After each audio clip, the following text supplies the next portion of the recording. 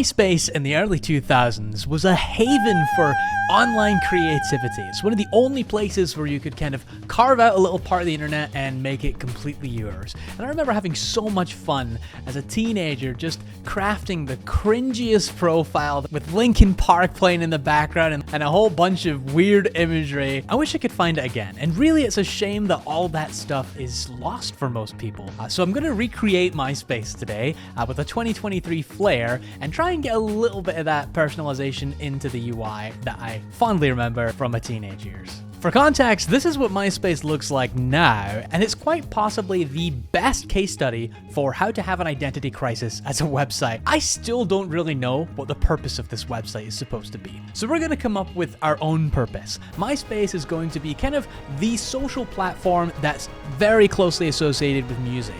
So kind of like what Spotify wants to be, but a little less emphasis on being your primary music library, and instead just being a place where you can showcase the music you're into and maybe find some more recommendations. As always, we've got their style guide here. These are the colors I have captured directly from the product UI, and we're going to bump them up to a really sexy, modern sans font.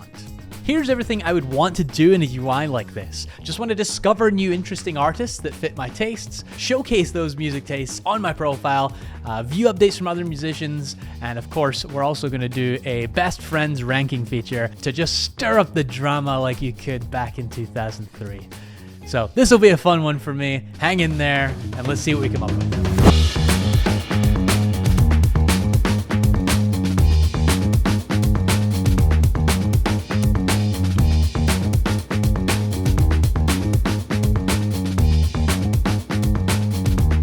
One of the elements that I did actually quite like about the new site was their sleek black sidebar. So we're preserving that here after playing around with a light accent color first.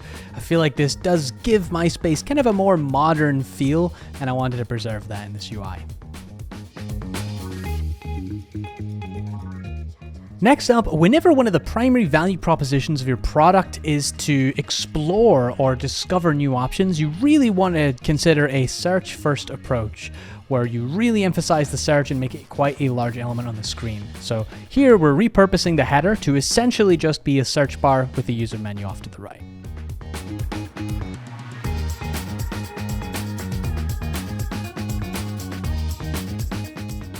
I got a little stumped here, and whenever that happens, I like to put all the design decisions to rest and just build a very simple boxed wireframe.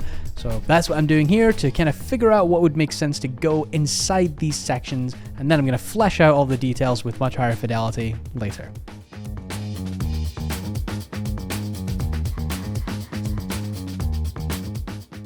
Makes sense that in a home screen like this, you're kind of looking at your traditional activity feed, something like Facebook, LinkedIn, Twitter. So here we're designing a simple post component that will display information from either your friends or music artists that you followed on MySpace.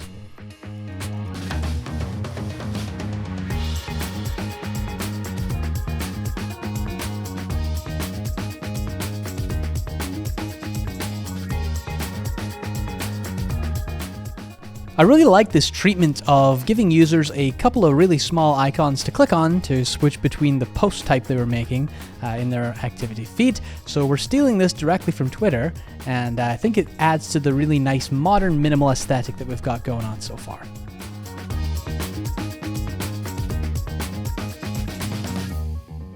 Now, of course, so far this just looks like your basic social media activity feed. So we're putting in a little bit of MySpace specific flair, where we are giving users recommendations for different musicians to follow based on their listening preferences and perhaps other artists that their friends like in the sidebar here on the right.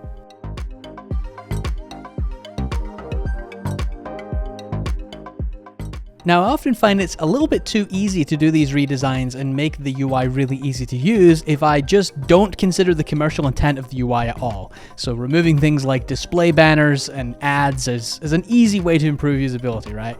But most businesses pragmatically are not going to let you remove all that. So instead, we're kind of redesigning an advertisement around something that's contextually useful for the person browsing their MySpace profile. And here, we're recommending a different artist to the user, or perhaps some other relevant advertisement just above the activity feed where they can dismiss it whenever they want.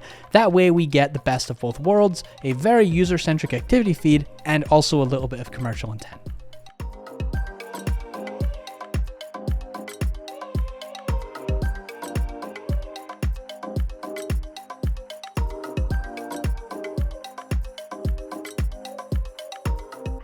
And now we're moving on to the main event, where we're building a profile page for anyone that wants to participate in MySpace.com.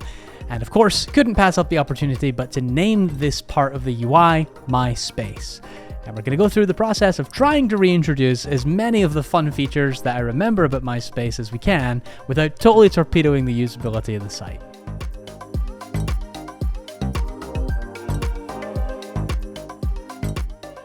The first thing you want to do in a details page like this is identify the thing you're looking at. And here it's obviously a profile page, but whose profile page is it? So we lead with the avatar, the name, and then some sort of metadata, in this case number of followers or friends, to help identify who I'm looking at. This treatment here of having the user's profile image appear on top of the banner is a really, really common pattern that just adds a whole bunch of polish to your UIs. You should totally steal this if you're building a customer-centric or a user profile in the future. Next, we're building out all of the detail cards within the profile page itself, and of course, we're getting that autoplay music feature back in here, where whenever you visit someone's MySpace page, it automatically starts playing their favorite song, or whichever song they've chosen at that point in time.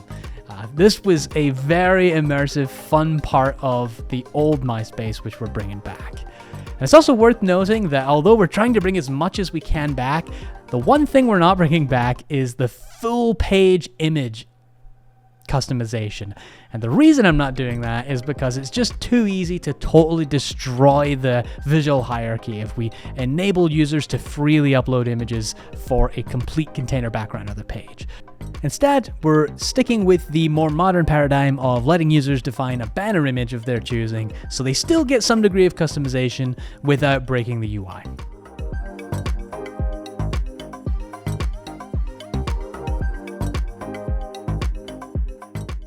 And of course, we're now reintroducing the ever so controversial best friends card, where you can rank your friends according to who you find to be the most close with in your life, and of course, ruin every other relationship you have in the process. I always thought this was a fun little thing you could do, and I'm just rebuilding this for nostalgia's sake.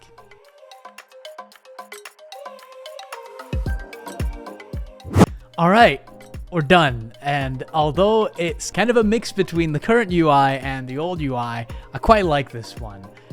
We've of course preserved the commercial intent by giving people an inline advertisement that's ideally customized to their needs. You have a standard activity feed here, kind of looks like just every other social media outlet, but you also have your space, my space, where I can have my top song playing at all times, add a custom little banner, and rank my friends as I could before. I also imagine that this would be kind of a weird hybrid UI where artists themselves could put their content up here, kind of like how they can on SoundCloud.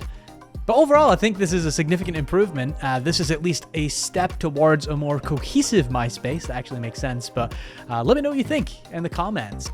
Would you have liked more customization options? We could have gone full GeoCities on this thing, but I opted to keep a little hint of modernity in as well. Hope you found something valuable out of this redesign, folks. Have a great week, and I'll see you in the next one.